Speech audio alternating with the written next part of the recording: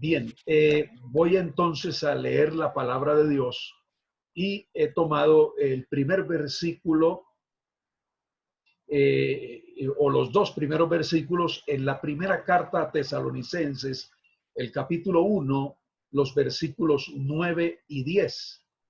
Allí dice la palabra de Dios: porque ellos mismos cuentan de nosotros la manera en que nos recibisteis y cómo os convertisteis de los ídolos a Dios para servir al Dios vivo y verdadero y esperar de los cielos a su Hijo, al cual resucitó de los muertos, a Jesús, quien nos libra de la ira venidera, dice Primera Tesalonicenses 1, 9 y 10.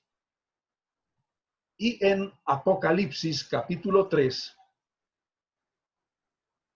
el versículo 10 dice: por cuanto has guardado la palabra de mi paciencia, yo también te guardaré de la hora de la prueba que ha de venir sobre el mundo entero para probar a los que moran sobre la tierra. Amén. Voy a orar en este momento, voy a pedir al Señor su gracia, su guianza divina, su dirección para que podamos ser dirigidos por el Espíritu Santo, entre tanto la palabra es expuesta. Nuestro Dios y nuestro Padre Celestial, te doy muchas gracias por la oportunidad que tú me regalas de poder compartir con mis hermanos este tiempo y de poder compartir la palabra tuya, que es el privilegio más grande, Señor, poder hablar de las verdades de tu palabra y de esa revelación que tú has expresado en ella para cada uno de nosotros, para nuestra edificación, para nuestro crecimiento, para nuestro desarrollo espiritual. Te pido que ahora, Señor, me des la guianza tuya, espíritu de sabiduría y de revelación en el conocimiento de tu palabra, y que podamos ser edificados, Señor, a través de la enseñanza y la ministración de tu palabra divina. Te lo suplico, Padre Celestial, en el nombre de Jesucristo.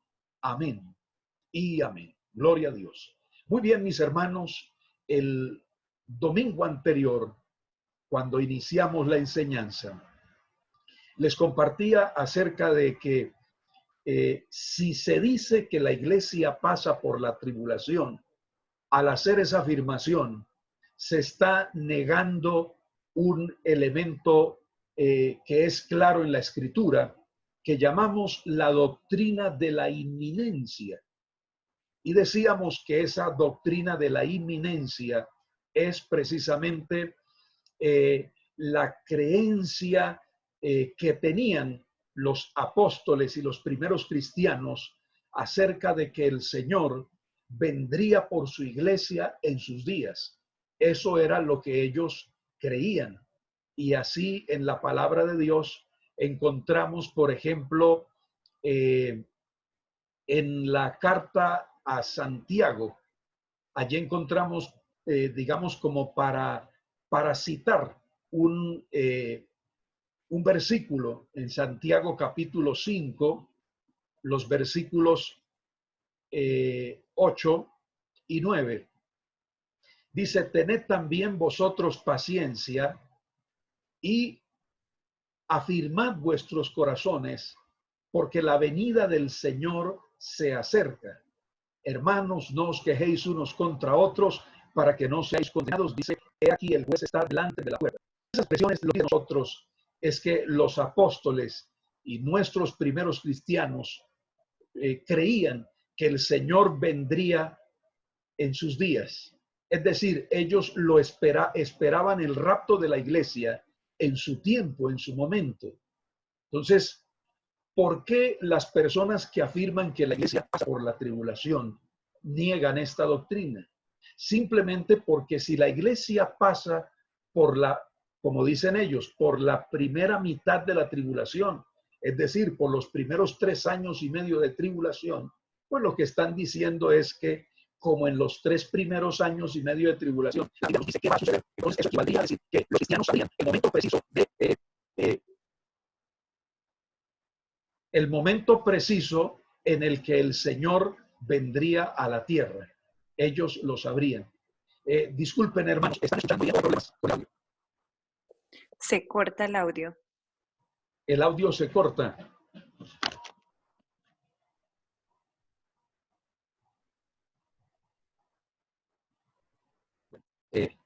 No sé si ahora me escuchan bien o se escucha entrecortado. Está bien. Ahí se escucha mejor. Gracias, gracias. Y cualquier cosa me dicen, por favor, porque aquí no sé cómo saber si ustedes están escuchando bien o no. Bien, Amén. Entonces, espero que me entiendan este primer punto. Es, si la iglesia pasa por la primera mitad de la tribulación, ustedes recuerdan que yo les dije que, por ejemplo, los sellos van a ocurrir en los primeros 3 años y medio de tribulación. Entonces, si Cristo viniera en la mitad de la tribulación por su iglesia, los que estuvieran esperándole en ese momento sabrían exactamente en qué momento el Señor vendría, por cuanto Apocalipsis describe muy bien, por ejemplo, los sellos. Pero lo que nosotros tenemos en la Escritura, es decir, las referencias que tenemos en la Escritura, es que el día y la hora nadie lo sabe con respecto a su venida, y que se nos dice, por supuesto, que en cualquier momento el Señor vendrá. Recordemos esa parte muy importante, que para la iglesia no existen señales con respecto al rapto de la iglesia, sino que las señales que encontramos en la Biblia y que mayormente citan en Mateo 24 son señales para Israel con respecto a la segunda venida de Cristo. Israel no espera el rapto de la iglesia, mis hermanos, y la iglesia no espera la segunda venida de Cristo. Entonces, nosotros no esperamos la segunda venida de Cristo, para la cual sí hay señales en la Escritura de cuándo eso sucederá, por lo que nos muestra Apocalipsis y por lo que nos muestra Mateo 24 de lo que será el programa de Dios con Israel en esos días de tribulación. Entonces, para nosotros simplemente lo que nos resta es esperar que el Señor venga en cualquier momento. La iglesia no está esperando señales para prepararse, sino que la iglesia siempre debemos estar preparados. Eso es lo que nos enseña la Escritura. Muy bien. El segundo argumento que mencioné es el hecho de que a la iglesia se le ha prometido tribulación. Es decir, que en la Biblia nosotros encontramos porciones donde nos dice la Escritura que vamos a pasar tribulaciones, pero eso se refiere, digamos, no a la gran tribulación, y por eso hay que hacer diferencia entre lo que es tribulaciones y tribulación que hace parte, digamos, de las dificultades que como hijos de Dios tenemos que enfrentar en esta tierra por el hecho de ser de Cristo, de pertenecerle a Él, y porque al pertenecer a Cristo, pues obviamente que la furia del diablo y de los infiernos es en contra de nosotros, la iglesia. Por eso tendremos dificultades, las mismas tribulaciones que tuvo Job, precisamente por causa de la opresión satánica, del ataque de las tinieblas en contra del patriarca Job. Eso fue. Y obviamente, pues nosotros también, como en el caso de Job, tendremos dificultades y tendremos persecución por el hecho, como dice la Biblia, por causa de la justicia. Entonces, por ejemplo, dice la palabra de Dios En el libro de los Hechos, para citar algún versículo, en Hechos 14, dice el versículo 21 y el 22, y después de anunciar el evangelio a aquella ciudad y de hacer muchos discípulos, volvieron a Listra, a Iconio y a Antioquía, confirmando los ánimos de los discípulos, exhortándoles a que permaneciesen en la fe y diciéndoles, es necesario que a través de muchas tribulaciones entremos en el reino de Dios. Pero por supuesto, mis hermanos, que hay que diferenciar entre tribulaciones, pruebas y tribulación que tiene que ver, digamos, por el hecho de ser cristianos, por el hecho de ser los escogidos de Dios, por el hecho de que Satanás odia a la iglesia redimida por la sangre de Cristo. Porque una cosa es eso y otra cosa es la tribulación que se menciona que tendrá lugar en los días de Apocalipsis, que se conoce como la semana 70 de Daniel. Son dos cosas muy diferentes y son dos cosas diferentes también en el propósito, porque el propósito de las dos es distinto. El propósito de las tribulaciones que se mencionan en los Hechos de los Apóstoles y que hacen parte, digamos, de la lucha que como cristianos nosotros tenemos, esas tribulaciones, el propósito por el cual Dios las permite en nuestras vidas, como en el caso de Job, es para perfeccionarnos, es para fortalecer nuestra fe, es para que nosotros nos desarrollemos espiritualmente, es para que nosotros puedan ponerse en evidencia el fruto del Espíritu Santo.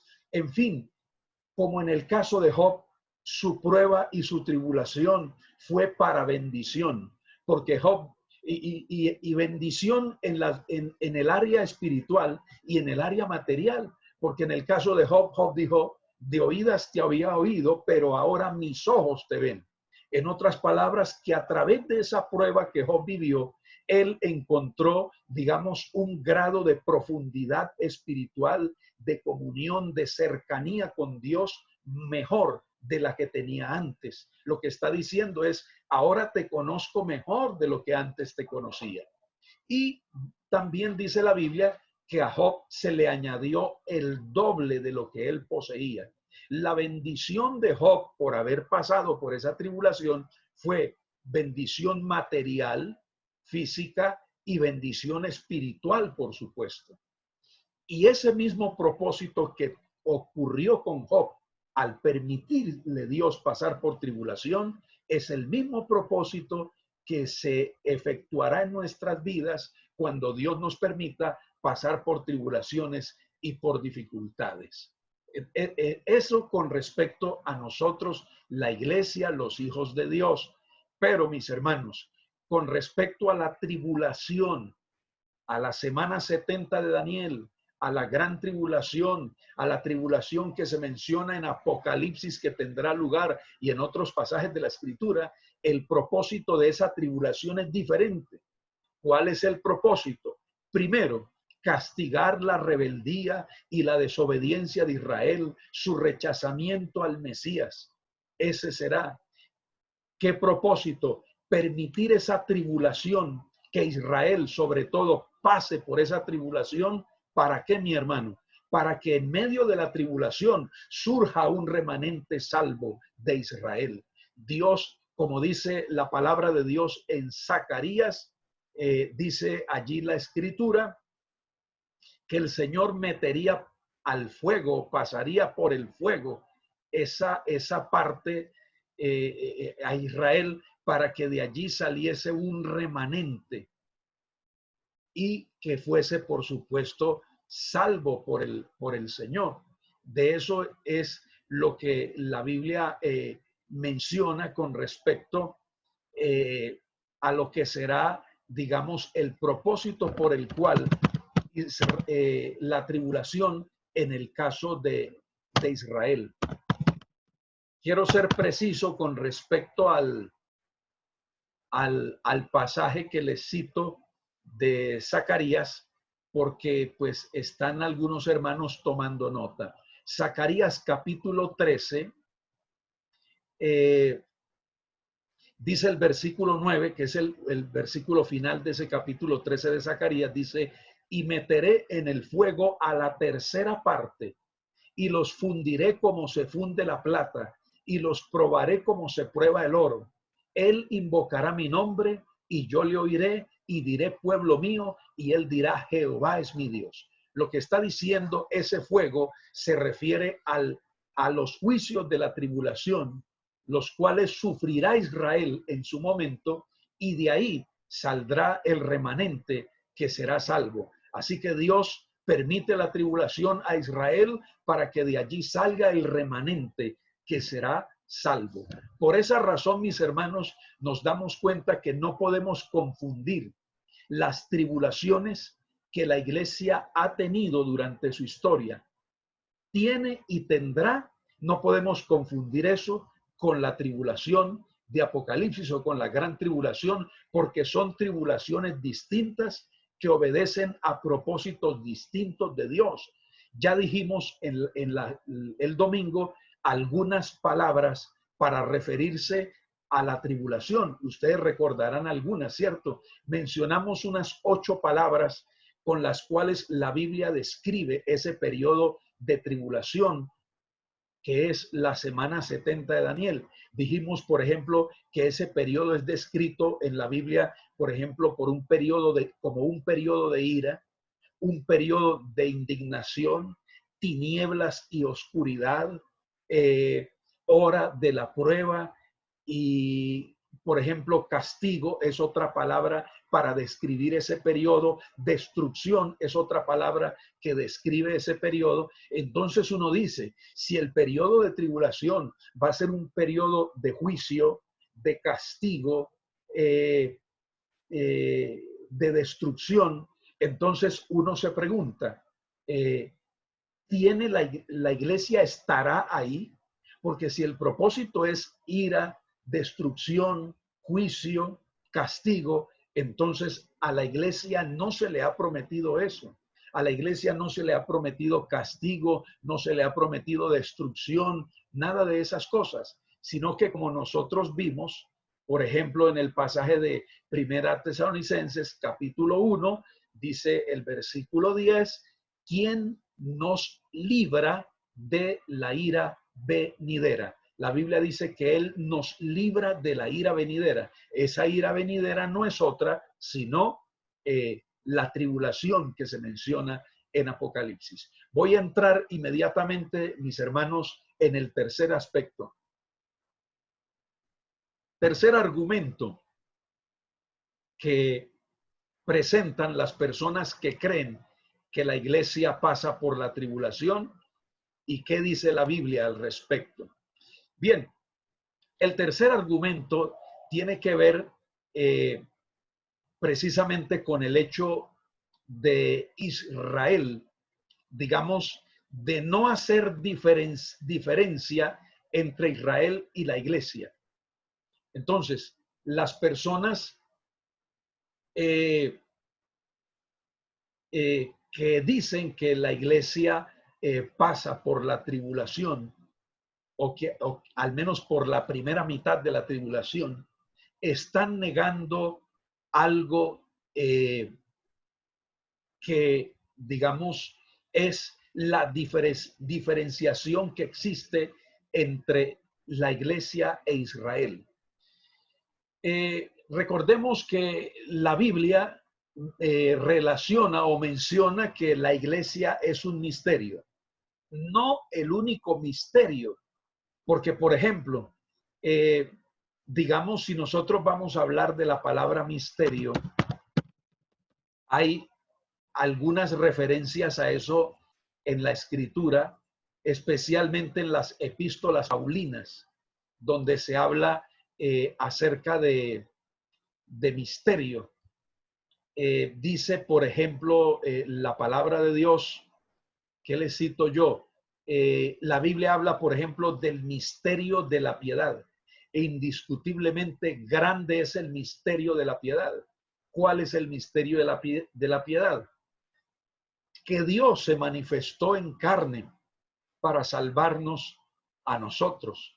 La Biblia habla, por ejemplo, del misterio de la iniquidad, que se refiere precisamente al programa que el anticristo pondrá en acción en esta tierra. ¿Qué más? La Biblia habla del evangelio como un misterio también. Por ejemplo, dice Pablo en Efesios 6:19, y por mí, a fin de que al abrir mi boca me sea dada palabra para dar a conocer con denuedo el misterio del evangelio. Por ejemplo, la Biblia habla en Efesios 5:32 acerca de otro misterio. Y es, dice, por esto dejará el hombre a su padre y a su madre, se unirá a su mujer, y los dos serán una sola carne. Dice, grande es este misterio. Así que la Biblia dice que fundirse de la pareja que se convierte en uno solo es también un misterio. La Biblia habla un misterio. Ahora, cuando la Biblia habla de misterio, ¿a qué precisamente se está refiriendo? O sea, ¿qué es lo que bíblica y teológicamente la Biblia describe como misterio? Misterio, cuando la Biblia habla de misterio, se refiere a algo que no fue revelado anteriormente. Es decir, o sea, que era desconocido, pero que ahora es revelado por Dios. Un misterio es algo que nosotros no podríamos conocer de otra manera sino a través de la revelación de Dios, por medio de la revelación de Dios. ¿Estamos de acuerdo con eso? Amén, hermanos. Muy bien. Entonces, digamos que uno de los misterios más grandes está en Efesios capítulo 3 y es la iglesia. Dice la palabra de Dios cuando Pablo está hablando acerca del evangelio que le ha sido encomendado por Dios.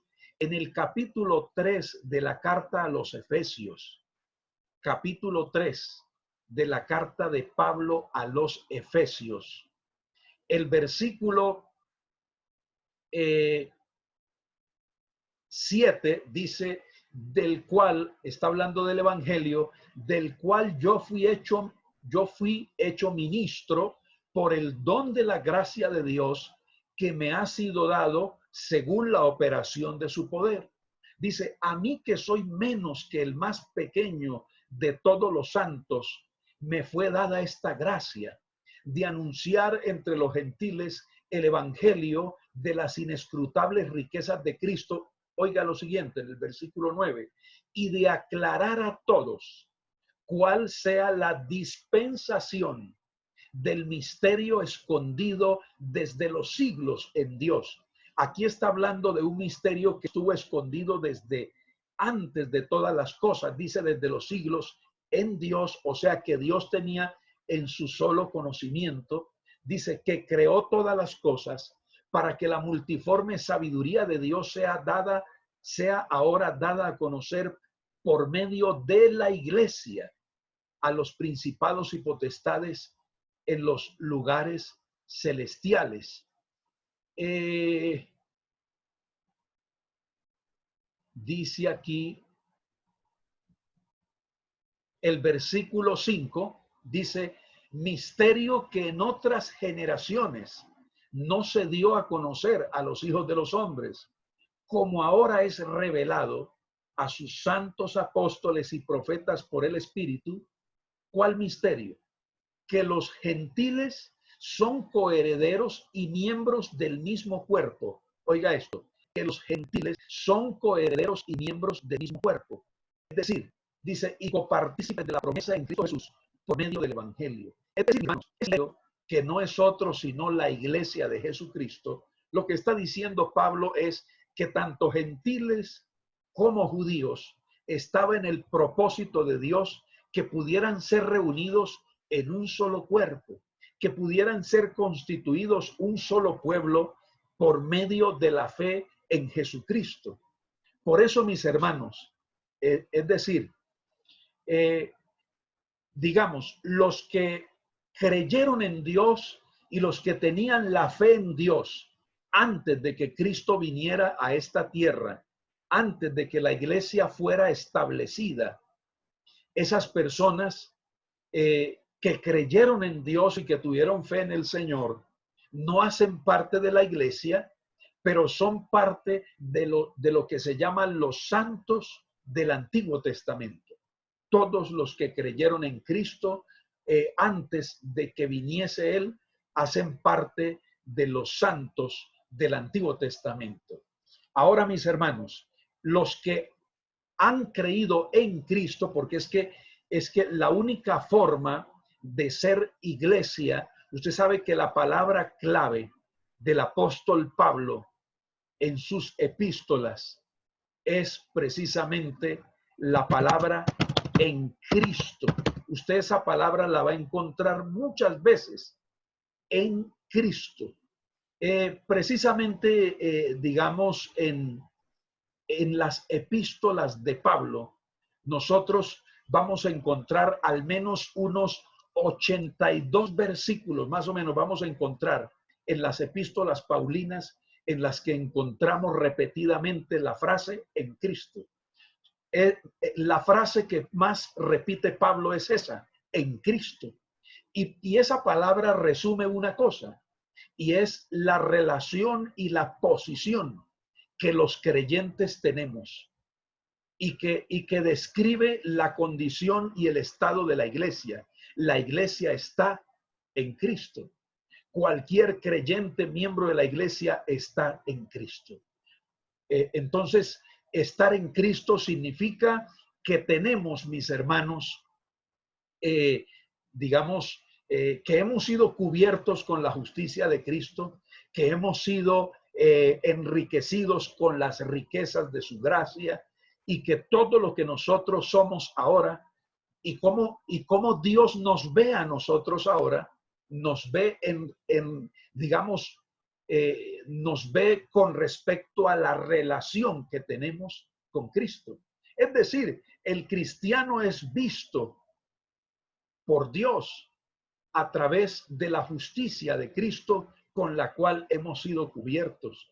Por eso dice la Biblia, ahora no hay ninguna condenación para los que estamos en Cristo Jesús. Bendito sea el nombre del Señor. Aleluya. Muy bien, mis hermanos. Entonces, la iglesia es un misterio que, aunque, mis hermanos, en el Antiguo Testamento podemos ver algunas figuras de la iglesia, pero digamos, eso no se podría entender sino hasta ahora que vino la revelación. Antes no se podían, en su momento, cuando eso ocurrió y se dio de esa manera, no se podía entender que simplemente lo que estaba ocurriendo en ese momento era una figura de lo que sería en el futuro la iglesia, porque no se tenía conocimiento de la iglesia.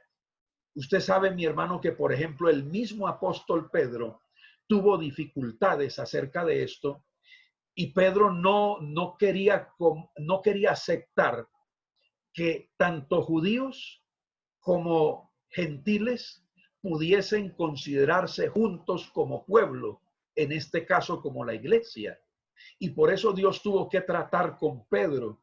Y en aquella visión que le da cuando le mostró aquel lienzo, donde habían de toda clase de animales, y el Señor mismo le dice, Pedro, mata y come, y él ve animales que por la ley eran considerados inmundos, dice Pedro, no, Señor, a mi boca no ha entrado ninguna cosa inmunda o común, dice el apóstol Pedro. Es decir, yo como buen judío que he sido observador de la ley, nunca he comido animales inmundos.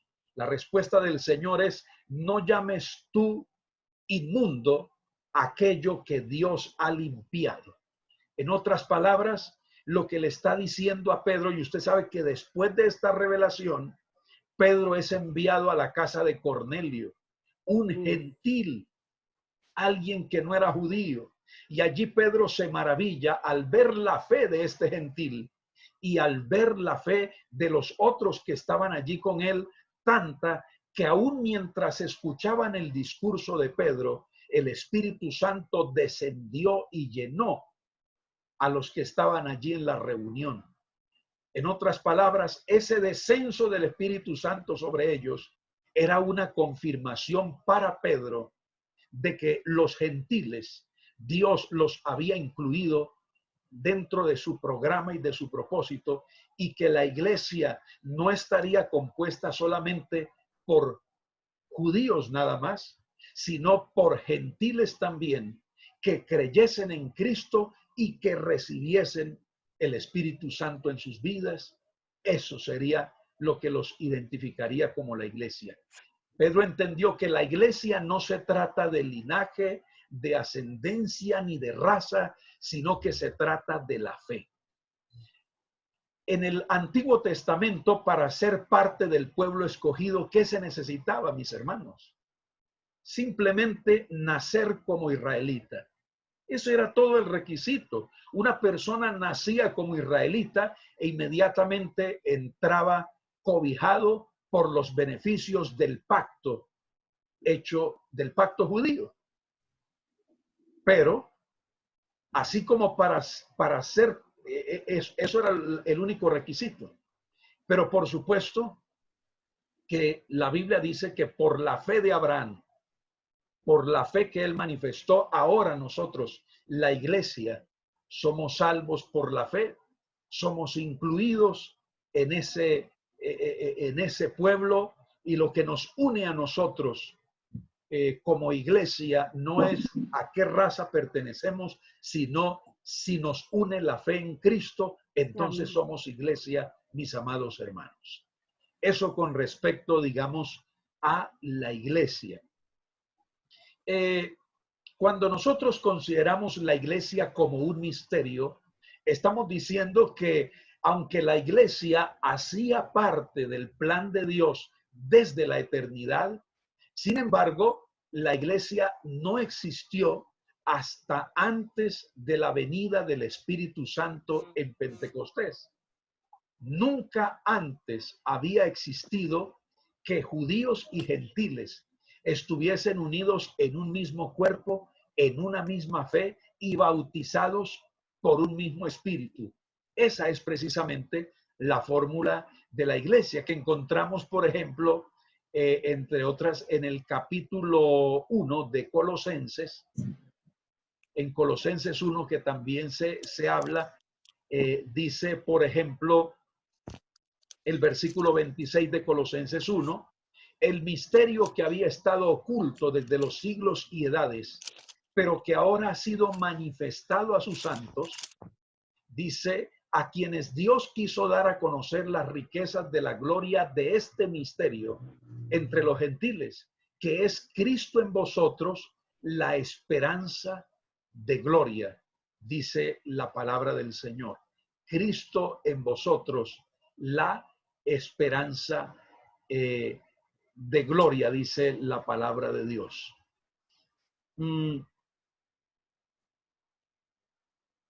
Bueno, eso con respecto a la iglesia en la cual está tanto como gentiles que están incluidos en ese mismo en ese mismo cuerpo que es la iglesia. Muy bien, mis hermanos, para continuar con respecto a esto que estamos diciendo, recordemos que nunca nadie en el Antiguo Testamento recibió el bautismo del Espíritu Santo, por cuanto el bautismo del Espíritu Santo es exclusivamente para de la iglesia.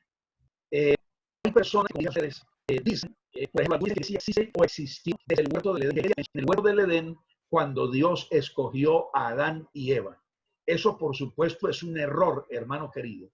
Otros dicen que la iglesia comenzó con Noé. Otros que la iglesia comenzó con Abraham. Es más, hay algunos que hasta dicen que la iglesia comenzó con Juan el Bautista.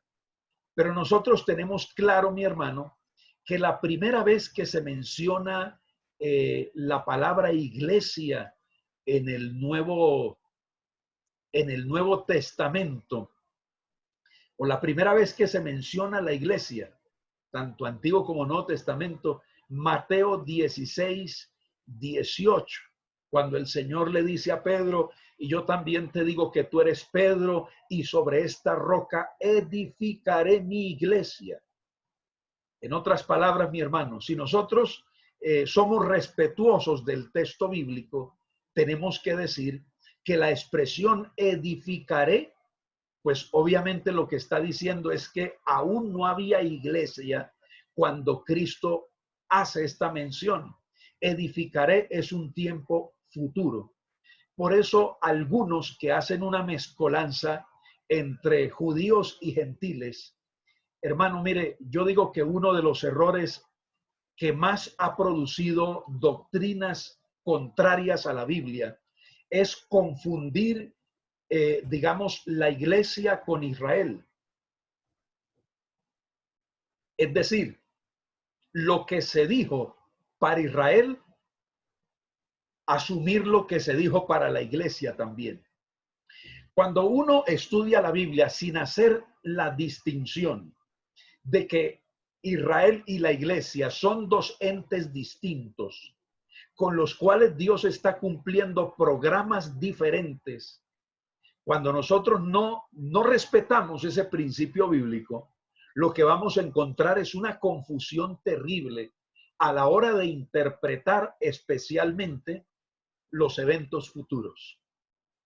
Por esa razón, y cuando nosotros miramos la escritura, vemos claramente, mi hermano, que hay dos pueblos distintos con quienes Dios está llevando a cabo dos programas diferentes.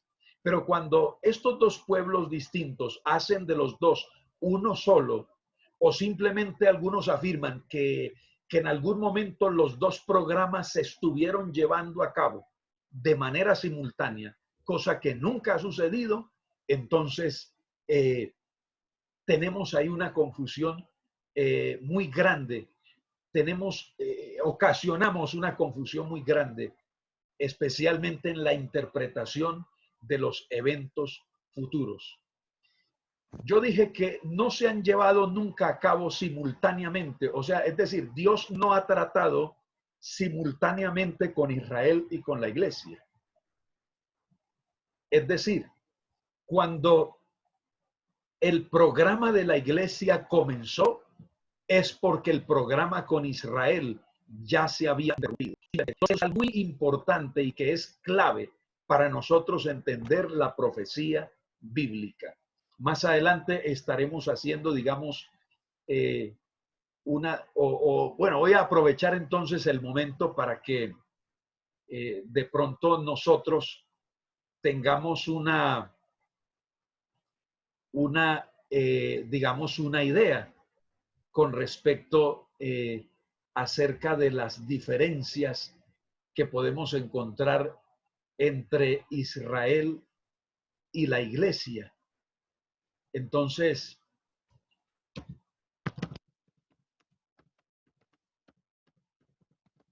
no sé si de pronto alguno de ustedes me puede ayudar con respecto a eso, pero simplemente lo que puedo decir es lo siguiente, mis hermanos. Por ejemplo, ¿qué diferencias encontramos entre Israel y la iglesia?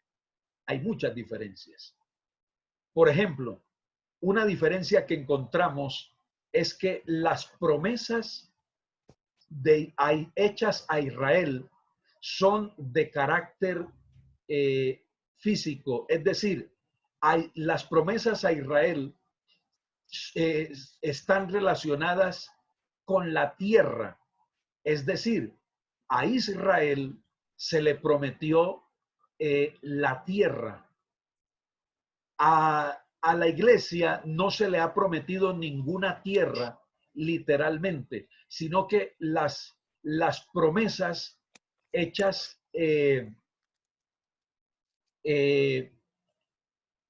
hechas a la iglesia son espirituales.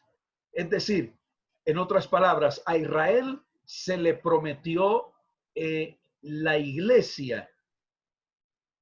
A Israel se le prometió, perdón, la tierra. En cambio, a la iglesia, por ejemplo, se le prometió el cielo.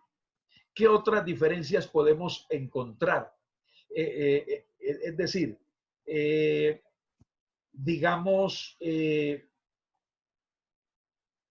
por ejemplo, lo que se trata con Israel, el mensaje de Dios con Israel, el trato de Dios con Israel en la Biblia ocupa casi 4/5 partes de la Biblia.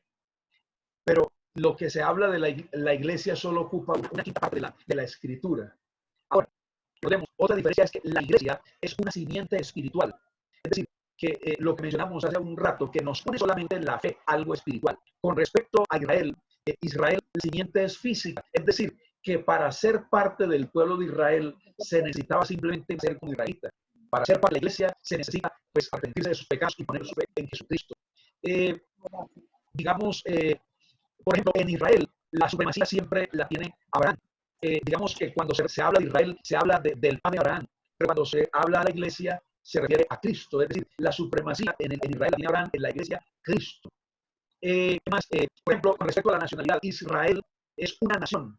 En cambio, la iglesia está compuesta por personas y creyentes de muchas nacionalidades. Por ejemplo, ¿cómo ha sido el trato de Dios con Israel? Ustedes saben, mis hermanos, que Israel ha tenido un trato nacional. Es decir, mis hermanos, mire, la salvación para Israel es una salvación nacional. Es decir, Dios salva a Israel como nación. Los tratos personales de Dios con israelitas fueron muy pocos, muy escasos. Pero en cambio, con respecto a la iglesia, el trato y la salvación es personal, individual. La salvación con Israel se refiere más como pueblo, es decir, salvación a Israel como pueblo. Cuando Dios habla acerca de la salvación a Israel, se refiere a una salvación de Israel como pueblo. En el caso de la iglesia, la salvación es de carácter individual, mis amados hermanos. ¿Qué más puedo decir yo, digamos, con respecto a las diferencias que existen entre Israel y la iglesia? Por ejemplo, Israel existió a través de los siglos, desde Abraham, y contamos a Israel, porque usted sabe que el pueblo de Israel comenzó con el trato de Dios con Abraham, y eso existió durante varios siglos. Con respecto a la iglesia, solamente el presente siglo. Entonces son dispensaciones distintas. Ahora, a Israel no se le encomendó ninguna actividad misionera, es decir, la predicación del evangelio. A Israel no se le encomendó predicar absolutamente nada. Si usted mira la Biblia, usted encuentra que a Israel, ¿qué se le mandó a Israel predicar en las naciones? Nada. Pero a la iglesia sí se le encomendó la misión de predicar el evangelio a toda criatura. Esa es otra diferencia que encontramos entre Israel y la iglesia. Por ejemplo,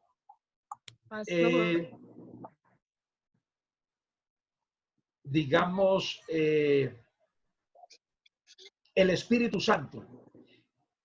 El Espíritu Santo, con respecto a Israel, vino sobre algunos ocasionalmente. Es decir, el Espíritu Santo vino a Israel sobre algunos individuos solamente y eran, digamos, utilizados por el Espíritu Santo y ya, el Espíritu Santo se iba de ellos. Pero a diferencia de Israel, el Espíritu Santo mora en la iglesia permanentemente. Ese es un privilegio que nosotros tenemos, mis hermanos, la iglesia, y es que el Espíritu Santo mora permanentemente en nuestras vidas. Es decir, no hay un momento, hermanos, en que el Espíritu Santo nos deje a nosotros. Incluso el día cuando usted siente más lucha para orar, más dificultad para la oración, como que se siente pesado para la oración, como que siente desaliento en usted para buscar a Dios, aún ese día el Espíritu Santo está con usted, mi hermano. Aún ese día en el que usted de pronto no siente que así sea, Él estará con vosotros todos los días, dijo el Señor.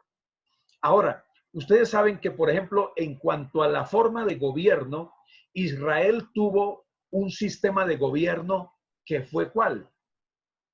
La ley de Moisés. La ley de Moisés era el sistema de gobierno de Israel. En el caso de la iglesia, pues obviamente el gobierno en la iglesia no está, digamos, dictado por la ley, sino que la iglesia tiene un sistema de gracia, y usted habrá leído en la Biblia, por ejemplo, una expresión que dice la ley de Cristo. No sé si usted de pronto ha encontrado esa expresión. Dice, por ejemplo, y me gusta mucho esto para hacer diferencia, en 1 Corintios 9, dice Pablo en el versículo 20 y 21, me gusta estos versículos, dice 1 Corintios 9, 20 y 21, dice Pablo, me he hecho a los judíos como judío para ganar a los judíos. Dice, a los que están sujetos a la ley, y mire que Pablo hace una salvedad y entre paréntesis dice allí, aunque yo no esté sujeto a la ley, dice como sujeto a la ley, para ganar a los que están sujetos a la ley, dice. Usted ve, mi hermano, que ese es un pasaje que es un golpe en los dientes, especialmente para los adventistas, porque el mismo apóstol Pablo está diciendo, no estoy sujeto a la ley. Y cuando Pablo dice, no estoy sujeto a la ley, no está diciendo que no respeto la ley, sino que lo que está diciendo Pablo es, esa no es la ley que dicta mi comportamiento, porque yo tengo una ley superior que me rige, una ley que es superior a la ley de Moisés. ¿Cuál es, Pablo? Ahí lo sigue diciendo. El versículo 21 dice, para ganar a los que están sujetos a la ley, dice el 20, el 21 dice, a los que están sin ley, como si yo estuviera sin ley. Y mire lo que aclara Pablo en el versículo 21, dice, no estando yo sin ley de Dios, sino bajo la ley de Cristo, para ganar a los que están sin ley. Mire esa expresión que me gusta mucho, mi amado hermano, y es que dice Pablo, yo no estoy sujeto a la ley porque sobre mí impera la ley de Cristo. ¿Qué es lo que está diciendo Pablo aquí con esto? Es sencillo, hermano. Para cualquier persona lo puede entender fácilmente, que lo que Pablo está diciendo es que hay diferencia entre la ley de Moisés y lo que él llama la ley de Cristo. Ahora, ¿qué es aquello que Pablo llama la ley de Cristo? Mi hermano querido, es aquello que cuando el Espíritu Santo se apodera de una persona, ese Espíritu divino le hace ver a la persona lo que está mal. Ese Espíritu divino le sirve como de freno de mano cuando la persona va a hacer algo que no es correcto. Ese Espíritu Santo le hace sentir a la persona lo que es correcto. Entonces, si una persona tiene el Espíritu Santo, ¿qué ley necesita para hacer las cosas bien?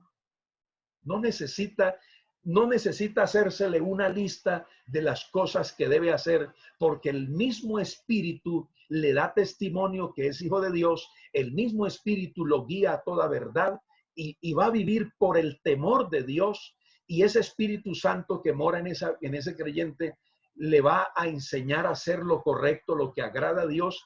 Entonces no necesita la ley de Moisés, porque la ley de Moisés se dio para mostrar el pecado. Ese es el propósito. Y dice que fue el ayo para conducir a Cristo. ¿Por qué?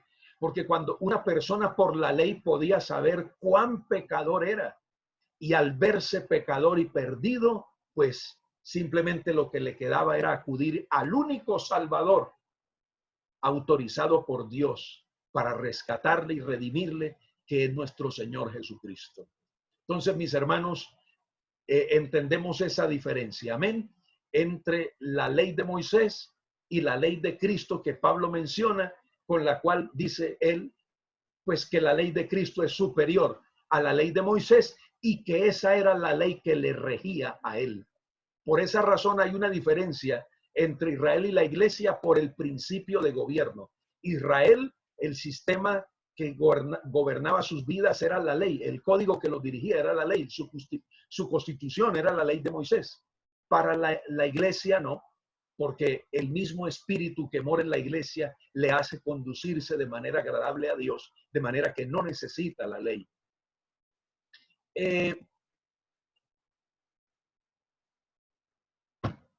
Incluso, mis hermanos, yo puedo citar, por ejemplo, como diferencia entre Israel y la iglesia, dos discursos.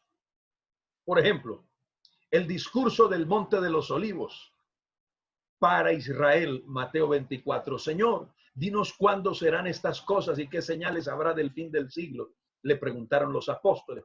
Y la respuesta que dio el Señor no es otra, sino el programa de Dios con Israel en los días de la tribulación. Y el discurso para la iglesia, ¿cuál fue? Aquel que el Señor pronunció antes de subir al cielo, cuando se presentó a aquellos discípulos antes de subir al cielo, que se menciona en Hechos de los Apóstoles, capítulo 1. Dos discursos, uno para la iglesia y otro para Israel. Ay, Dios mío, bueno, ¿qué más podemos decir? Hablemos, por ejemplo, acerca de las promesas. Con respecto a Israel, hablando acerca, por ejemplo, del retorno de Cristo. Bueno, el retorno de Cristo, la venida de Cristo, con respecto a Israel, Cristo vendrá para hacer juicio. Con respecto a la iglesia, Cristo vendrá para llevar la iglesia para que esté juntamente con él en el cielo. Entonces, digamos que en cuanto a las promesas es diferente, digamos en cuanto a la venida de Cristo es diferente la expectativa de Israel y la expectativa de la iglesia. Para Israel viene para hacer juicio. Con respecto a la iglesia viene para llevarla, salvándola de la tribulación que vendrá y para gozar de las bodas del Cordero.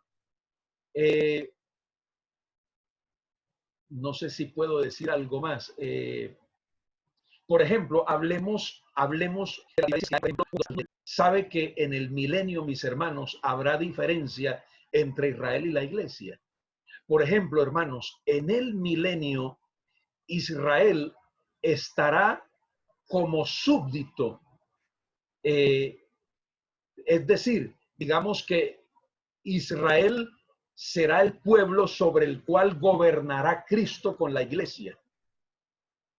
Israel no va a gobernar en el reino milenial, hermanos.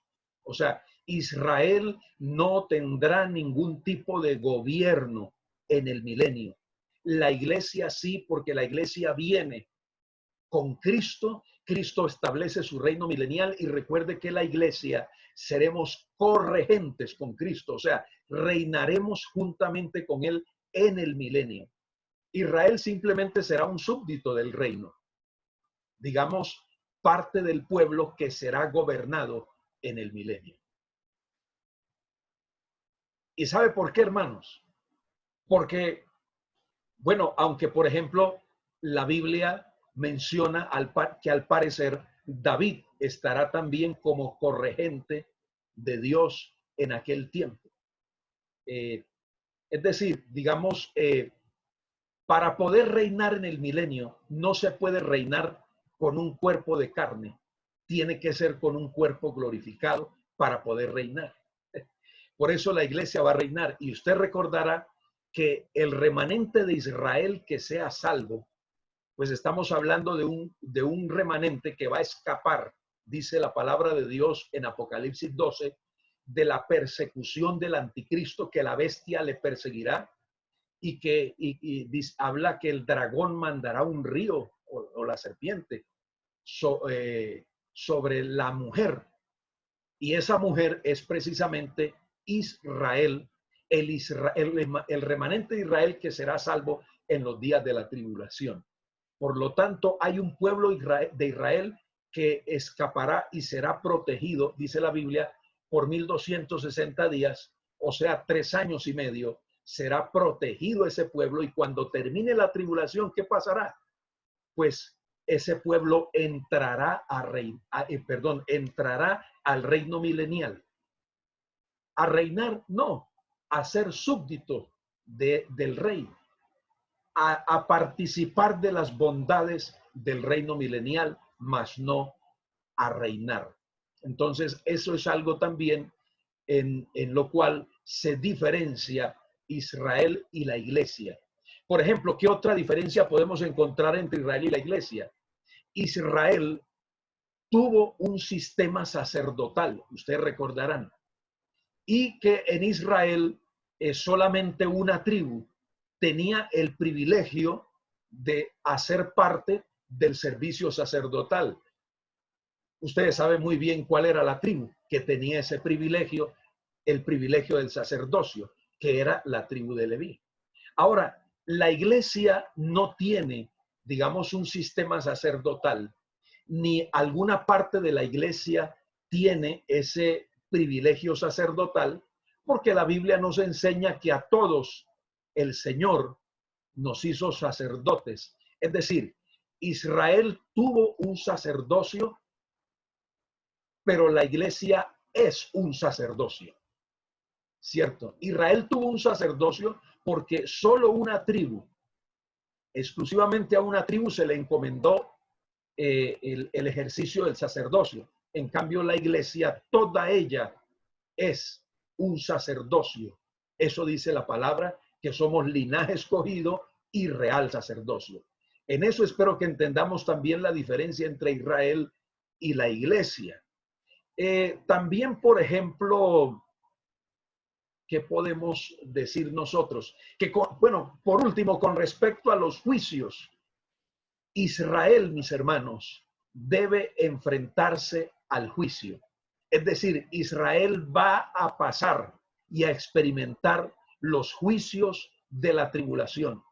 Sin embargo, la iglesia no va a pasar por ningún juicio en esta tierra. Es decir, la iglesia será librada de los juicios que tendrán lugar en esta tierra.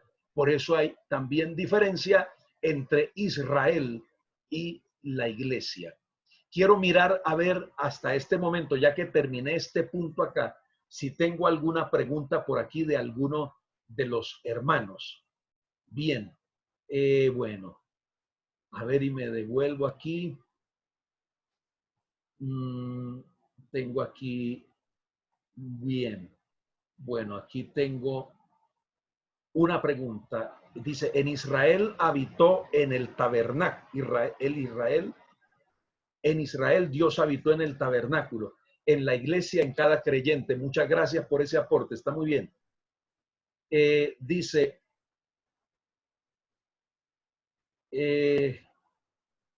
la ley fue dada para Israel, la gracia para la iglesia. Ya mencionamos ese sistema de diferente. Lo del sacerdocio también.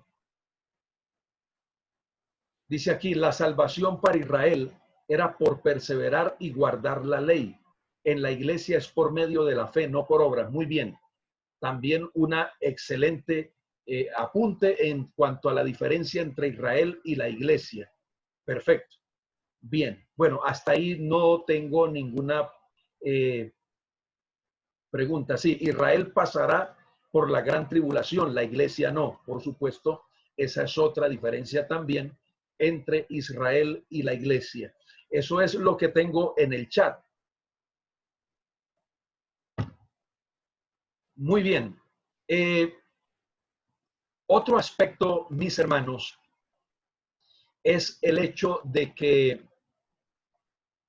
las personas que dicen que la iglesia pasa por la tribulación y que será salvada en la mitad de la tribulación, o que el rapto ocurrirá en la mitad de la tribulación, estas personas dicen que la Biblia nunca llama juicios a los sellos y a las trompetas. Es decir, nosotros lo que podemos decir es que, digamos, de los juicios que se mencionan en Apocalipsis, los que tendrán lugar en la primera mitad de la tribulación serán los sellos y las trompetas. Los sellos y las trompetas ocurrirán en la primera mitad de la tribulación. Tendrán lugar en ese tiempo. Ahora, las personas que afirman que la iglesia pasa por la tribulación dicen eso, que a los sellos y a las trompetas la Biblia nunca los llama juicios, que la palabra juicio está reservada para lo que sigue, que es lo más terrible de la tribulación, es decir, las copas de ira, que es obviamente lo más fuerte, los juicios más fuertes de la tribulación. Y entonces, en otras palabras, dicen ellos que esa primera parte de la tribulación no está presente la ira de Dios, sino que lo que está presente en esa primera parte es la ira de Satanás en contra de los escogidos, en contra de la iglesia que estará en esos primeros 3 años y medio de la tribulación. Son la ira de Satanás, la iglesia que para ese momento todavía va a estar en la tribulación. A estas personas le respondemos de manera sencilla, mis hermanos. Por ejemplo, en Apocalipsis capítulo 6, que habla, por supuesto, de los sellos, y dice, por ejemplo, cuando el sexto sello se abre, en Apocalipsis 6:12, dice, miré cuando abrió el sexto sello, y he aquí hubo un gran terremoto, y el sol se puso negro como tela de silicio, y la luna se volvió toda como sangre, y las estrellas del cielo cayeron sobre la tierra, como la higuera deja caer sus higos, cuando es sacudido un fuerte viento. Y el cielo se descendió como un perrillo, y todo de la isla se retiró de su lugar. Los reyes de la tierra, los grandes, los ricos, los capitanes poderosos, y los cielos y todo, y se escondieron en las cuevas y en las peñas de los montes. Y decían a los montes y a las peñas, caed sobre nosotros y escondemos del rostro de aquel que está sentado sobre el trono, de la ira del Cordero, porque el gran día del ira para sostenerse en pie. Está claro, mis hermanos, que en los sellos no es la manifestación de la ira de Satanás contra la iglesia, por cuanto la iglesia no se menciona ahí, sino que ahí lo que se menciona son los reyes, capitanes, poderosos, gente que no hizo parte de la iglesia, porque ya la iglesia fue levantada al cielo mucho antes de que los juicios, mucho antes de que el anticristo se manifestara y mucho antes de que los juicios tuviesen lugar, especialmente los sellos. Ahí habla de la ira del Cordero y habla de una situación tan terrible, catastrófica, que cómo alguien puede atreverse a decir que esos no son juicios. Entonces, ¿qué es juicio entonces? Si no vemos ahí una situación terrible que el mundo va a enfrentar, por supuesto que estamos hablando de juicios, hermano. Los sellos son juicios, las trompetas también lo son. Las personas que afirman que la iglesia pasa por la tribulación dicen que así como sucedió con Job, que a Satanás se le dio permiso de parte de Dios para afligirlo, como una prueba para Job, como una manera de disciplinar a Job, pero que así como con Job no podrá ir más allá de lo permitido, que así es lo que sucede con los sellos y las trompetas. Es decir, Satanás es el que está actuando y Dios lo está permitiendo. Entonces, ese programa que se está desenvolviendo de los sellos dice claramente, como leímos en Apocalipsis 6, 16 y 17, que se trata de la ira del Cordero, no de la ira de Satanás. Cuando dice, porque el gran día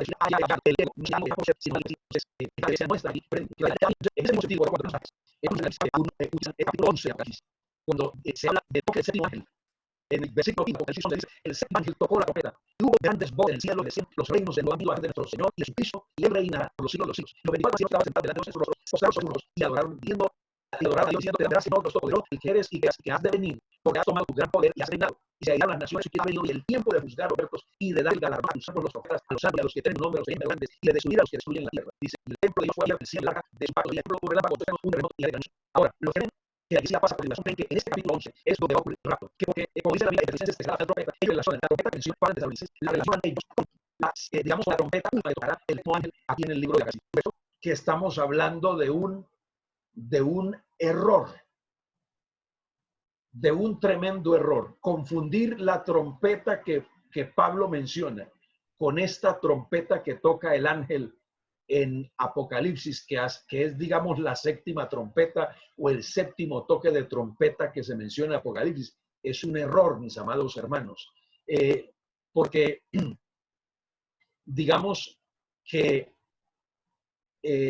decir que son el mismo toque de trompeta es una equivocación. Ahora, lo que están diciendo estas personas es, digamos, haciendo una distinción entre entre la primera mitad de la tribulación y la segunda. Es decir, separando lo uno de lo otro, que son, queriendo decir que son de naturaleza diferente. Los sellos y las trompetas, que son diferentes de las copas. Es algo absolutamente equivocado, porque tanto sellos, trompetas como copas hacen parte de una serie de juicios que tienen un mismo propósito, que tendrán lugar consecutivamente y que ocurrirán, digamos, bajo un mismo propósito de Dios.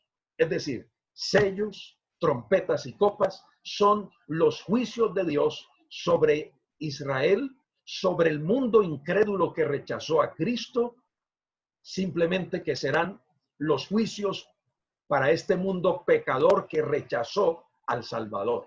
No podemos decir, no, es que los sellos y las trompetas son solamente esa es la ira de Satanás contra el mundo, contra la iglesia, perdón, y que entonces las copas ya son la ira de Dios. No, es una equivocación, digamos, dividirlos, separar las copas de los sellos y las trompetas, porque los tres pertenecen a una misma serie de juicios que tendrán lugar en la tribulación.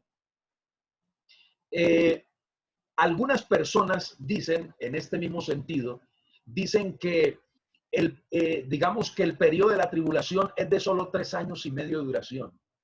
Es decir, que lo que se llama tribulación en la Biblia es solamente los últimos 3 años y medio, que se llama la gran tribulación. Estas personas dicen que es un error hablar de la tribulación como de un periodo de que por supuesto que estamos ante otro error de interpretación de las Sagradas Escrituras, y es dividir un periodo que hace parte de un programa completo. Es una absoluta equivocación. Que la tribulación son los últimos 3 años y medio, y que todo lo que a ella conduce, es decir, los primeros 3 años y medio, el Señor lo denomina simplemente principio de dolores. Es decir, que lo que la Biblia llama principio de dolores es los 3 años y medio primeros de tribulación. Eso es lo que dicen estas personas. Es decir, la tribulación es para ellos los últimos 3 años y medio. Y los primeros 3 años y medio es solo el principio de dolores.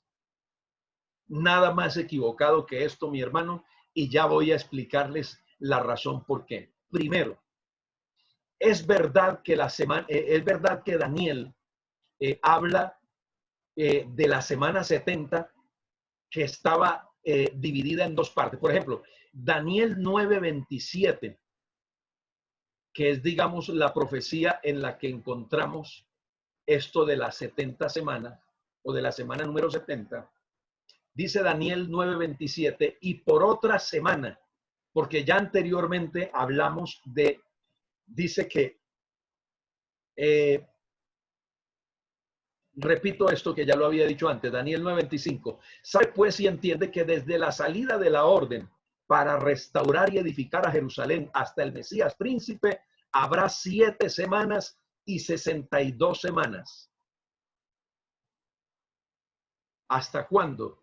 Dice el versículo 26. Y después de las 62 semanas se quitará al Mesías por sí, y el pueblo príncipe de venir desde la ciudad del santo, y su fin será fundación, y hasta el fin de la guerra durará de vacaciones. Entonces habrá 7 semanas y 62. 7 más 62 es 69. Y el dice, y por otra semana, o sea, es el año 70. Y por otra semana confirmará el pacto con muchos. Dice, a la mitad de la semana, o sea, 3 años y medio, hará cesar el sacrificio y la ofrenda. Eso habla de que el anticristo hará justo en la mitad de los 3 años, en la mitad de los 7 años. A los 3 años y el anticristo se manifestará. ¿Cuál es? Dice, después con la muchedumbre de las dominaciones, vendrá desoladora hasta que venga la consumación, y lo que está determinado se derrama. Sobre el está en Juan 24:1. Dice, orad que vuestra vida no sea en invierno ni en día de reposo, porque habrá entonces gran tribulación, cual no ha habido desde el principio del mundo hasta ahora, ni la habrá. Recordemos que la huida de Israel el día de la tribulación tendrá lugar en la mitad de los 7 años, o sea, los 3 años, que es cuando el anticristo se manifiesta, y entonces pues declara la guerra y persigue a Israel. Entonces habrá la entonces sí, lo de eso se divide en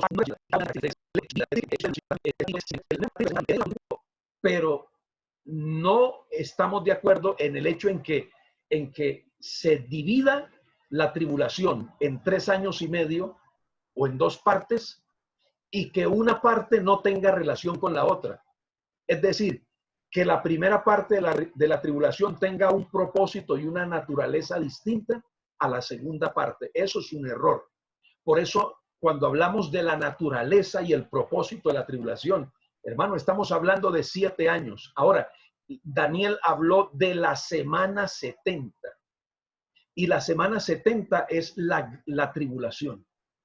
Tanto la primera como la segunda parte. Semana se refiere a 7 años.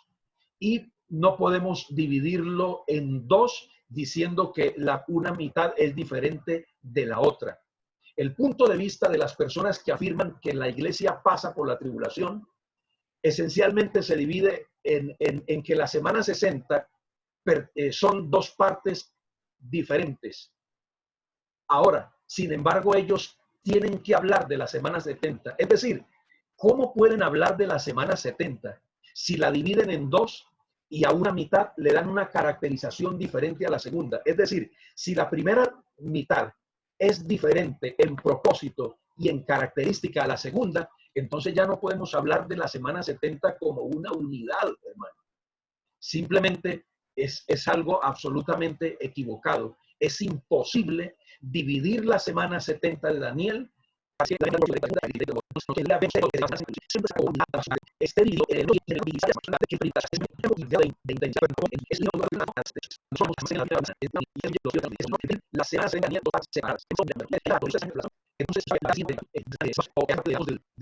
De los que llevarán, que predicarán el evangelio, la palabra en ese tiempo.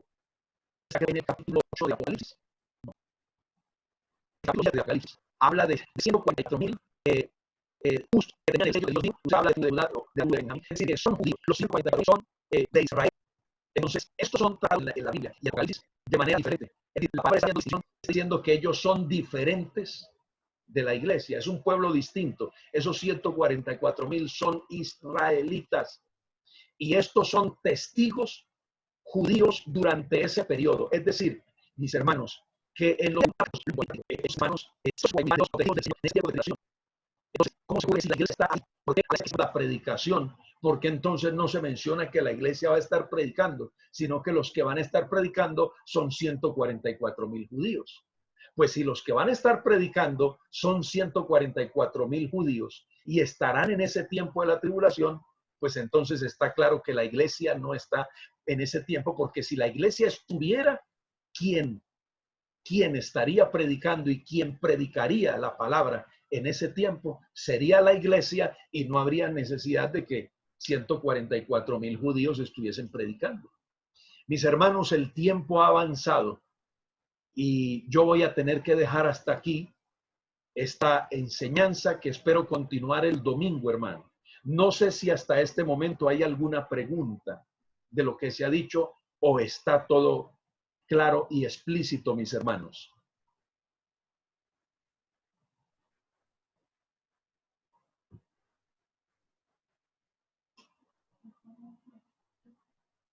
Si hay alguna pregunta, alguien puede abrir su micrófono para hacer la pregunta.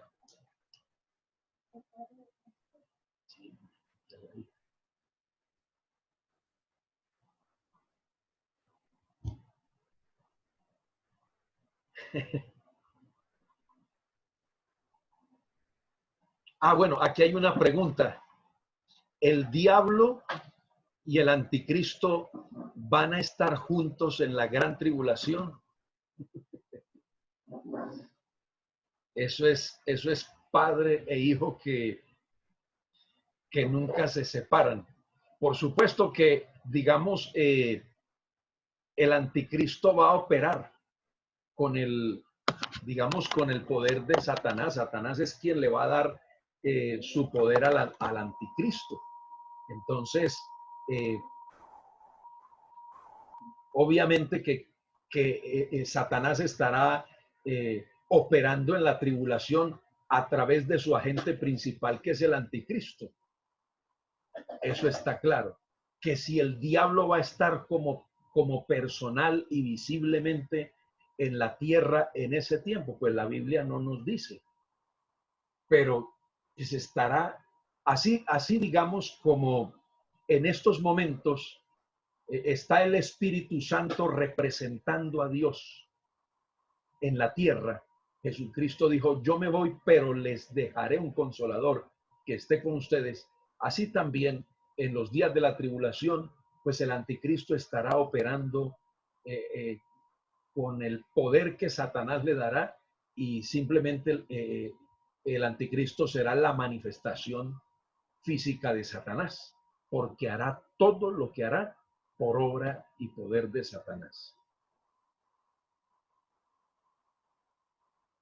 Amén. Entonces, no hay más preguntas. Todo está claro, mis hermanos. Sí recuerda algunas diferencias entre Israel y la iglesia, ¿sí? Para que tengamos claro que son dos programas diferentes que Dios lleva a cabo, uno con Israel, uno con la iglesia, que nunca han sido llevados a cabo de manera simultánea, que Dios primero trató con Israel y que luego se interrumpe el programa con Israel para tratar Dios con la iglesia, y que hasta que la iglesia no sea levantada al cielo, no empezará el trato o se reanudará el programa de Dios con Israel. Amén. Entonces, bueno, una pregunta para ustedes, hermanos.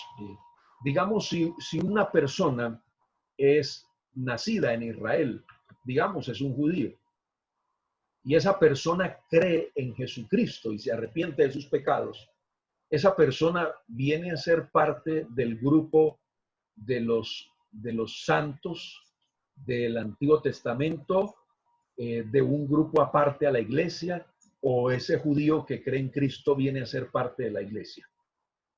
Viene a ser parte de la iglesia. ¿Por qué razón? Porque ha creído y la iglesia se constituye por la fe en Cristo Jesús. ¿Compuesta por quiénes? Aquellos que creen Sin en el diferencia de raza y nacionalidad. Así es, amén. En la iglesia no cuenta la nacionalidad ni la raza, sino la fe en Cristo. Amén. Muy bien. Bueno, mis hermanos, les agradezco a todos ustedes su atención. Espero que hoy hayamos podido aprender algo más de la palabra del Señor. El tema continúa porque no ha terminado. El próximo domingo, recuerden, a las 3 de la tarde. También les recuerdo que el día de mañana tendremos vigilia, que a las 8 nos conectamos, tenemos un devocional, luego nos vamos a salir de la reunión, ingresamos ¿a qué hora dijimos, hermano Antonio? ¿A qué hora fue que dijimos que nos conectamos? ¿A las 10:30? 10. A las 10:30, hermano. A las 10:30. 10:30. A las 10:30 nos conectamos. Sí, hermano, 10:30. Un periodo de estudio bíblico, de preguntas bíblicas. Por eso le digo, desde ya vaya alistando su pregunta bíblica para que mañana, después de las 10:30, usted la pueda formular y con la ayuda de Dios, pues estemos estudiando a partir de esas preguntas bíblicas que usted tenga, dando respuesta a ellas. Es una oportunidad para preguntar aquellas cosas que de pronto de la Escritura tenemos inquietud y quisiéramos una respuesta. Mañana a partir de las 10:30. Entonces, nos conectamos a las 8, tenemos nuestro devocional, luego salimos y volvemos a entrar una vez más a las 10:30. Recuerden, mis hermanos, que es fácil. Ya usted no entra con una contraseña a la reunión, no tiene que colocar contraseña, y que el número, el ID que se utiliza es el mismo para todos nuestros cultos y reuniones. Amén, ¿Sí se han amén. dado cuenta? Es el mismo número, entonces ya usted sabe. Sí, hermano, así es. De todas maneras, pues yo le mando la invitación para mayor seguridad, pero ya sabe usted, a las 8 y a las 10:30 mañana, y luego entonces el domingo a las 3. El día, Amén. perdón, de mañana en 8 días volvemos a tener vigilia nacional. Vigilia nacional, una vez más por la plataforma MMM Oficial. MMM Colombia Oficial es. Amén. Por YouTube o por Facebook, darse a la vigilia de Gloria mañana a Dios. en 8 días. Bien, mis hermanos, voy a dejar hasta este momento. Quisiera hacer la oración final y yo quisiera que fuese mi esposa quien nos guiara en la oración de gracia, de gratitud por la enseñanza y también para que seamos despedidos. Gloria a Dios. Dios les bendiga a todos. Amén, hermanita. Vamos a hacer esa oración, pero antes quiero regalarles una promesa de la palabra del Señor de tantas de las que tenemos. En el Salmo 137, en el Salmo 37:39, que dice: pero la salvación de los justos es de Jehová, y Él es su fortaleza en el tiempo de la angustia. Entonces quiero regalarles o recordarles esa promesa del Señor para todos. Vamos a orar dando gracias a Dios porque nos permitió este momento, esta reunión, y también su palabra que cada día nos aclara y nos enseña de las verdades poderosas que hay en ella. ¿Amén?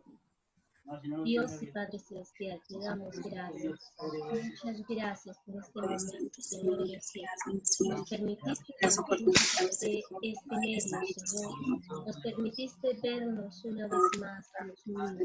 Gracias te damos por el regocijo tan grande, Señor, de poder hacer esta reunión para gloria y honra de tu nombre, Señor, para exaltarte y también para aprender de ti, Dios mío, a través del mensaje, de la palabra, de la enseñanza, Señor. Presento, Dios mío, en esta hora todos los hogares, todas las familias, Dios, que ya se aproxima el descanso de nuestros cuerpos, Dios mío. Te ruego, Señor, que guardes cada morada de los justos, Señor, cada familia, su acostarse, su levantarse, Señor, que tu sustento, tu protección, Señor, esté sobre cada uno, Dios mío. Te rogamos, Señor, que nos descuides en seguridad, Dios mío, bajo tu resguardo, para tener una noche reposada y tranquila, Señor. Guarda nuestros hogares, nuestras familias, ten misericordia de Colombia, Señor. Sigue al control de lo que tú sabes hacer, porque tuyo es el cielo, tuya la tierra, y tú haces, Señor, conforme a tu propósito en todas las cosas. Dios. Gracias, Dios mío, en el nombre de Jesús. Amén y amén.